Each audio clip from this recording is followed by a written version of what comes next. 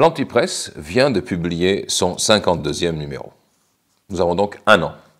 Depuis le début, la lettre est restée la même. Elle paraît le dimanche matin à 7 h et nous sommes très fiers d'avoir réussi à maintenir cette cadence infernale tout au long des 52 semaines qui ont ponctué cette année, depuis le 6 décembre 2015, date du lancement du numéro 1. Depuis le numéro 1, nous sommes restés gratuits.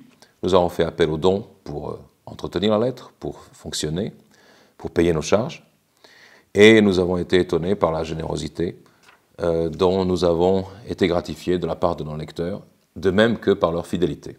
C'est ainsi que, malgré l'absence d'un vrai site internet, malgré le fait que nous nous sommes propagés d'une manière pratiquement confidentielle, par le bouche à oreille, par la rumeur favorable, par les bons contacts, eh bien nous en sommes arrivés, au bout d'une année, au chiffre enviable de 3300 contacts, lecteurs, à qui nous avons adressé, pour l'occasion, un questionnaire.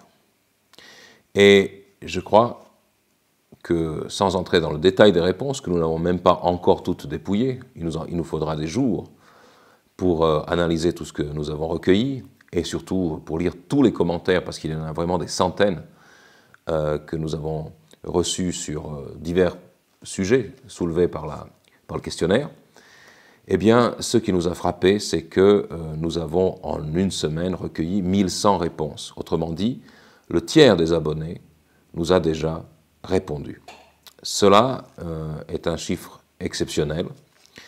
Ça dénote que l'Antipresse a réussi à fédérer une très forte communauté de lecteurs et d'amis, une communauté qui est intéressée, qui est engagée, qui aime cette lettre et qui manifestement souhaite vraiment contribuer à son perfectionnement et à sa propagation.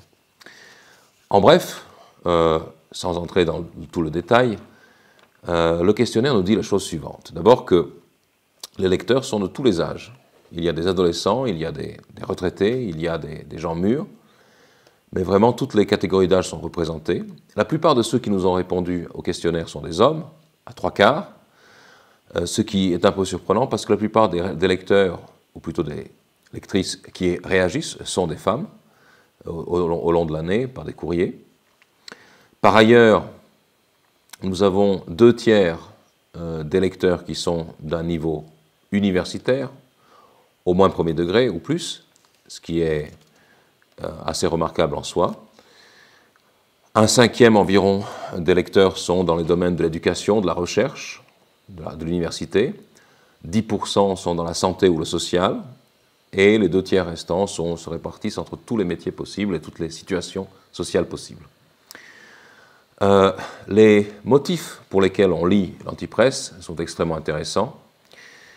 La déception vis-à-vis de la presse officielle, du mainstream, comme on dit, apparaît comme la première des raisons de l'abonnement à l'Antipresse. Ensuite, il y a la découverte de nos points de vue particuliers, l'envie d'étendre le champ de sa connaissance, la curiosité intellectuelle, et il y a aussi le besoin de trouver des gens qui pensent comme vous, même si, manifestement, les gens qui nous lisent sont loin de penser tous la même chose et même la diversité de leurs points de vue, la diversité de leurs horizons culturels est l'une des caractéristiques les plus intéressantes de la tribu Antipresse. Les lettres sont le plus souvent lues de part en part, tout de suite. Elles sont situées à mi-chemin entre l'information et le billet d'humeur. Ça penche légèrement vers la presse d'opinion, le billet d'humeur. On est aussi à mi-chemin entre littérature et journalisme. Et à raison de 8 sur une échelle de 10, on estime que l'Antipresse est plutôt un organe sérieux qu'un organe de divertissement. L'appréciation globale qu'on nous donne, donc les petites étoiles sur 5, eh bien la moyenne se trouve à 4,15, donc c'est une excellente appréciation.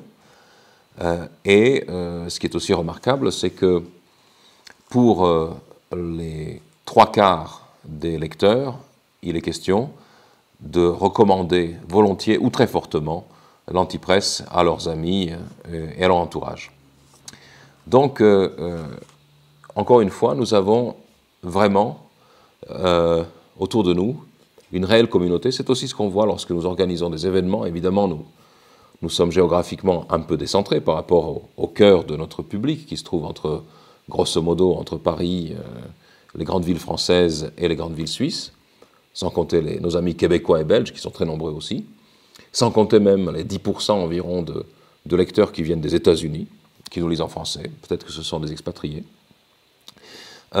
Donc, malgré notre position géographique, nous faisons des événements qui attirent souvent des gens qui viennent de très loin, d'un rayon lorsque nous faisons un événement en Suisse, qui va grosso modo de Lyon jusqu'à Strasbourg et au-delà, voire Dijon, voire et même plus au nord. Donc, il y a quelque chose de réjouissant là-dedans. La grande majorité, 67% de nos lecteurs, aimeraient, évidemment sont favorables à ce que la lettre reste gratuite, bien entendu. Pour nous, c'est un chiffre qui est indicatif, et en même temps, ce qui est intéressant, c'est que la plupart des lecteurs sont prêts à faire des dons, ou éventuellement à consentir à un abonnement, si abonnement il devait y avoir, pour assurer la pérennité de la lettre. Ce qu'il faut savoir, c'est que le travail sur l'antipresse a été un travail considérable depuis une année.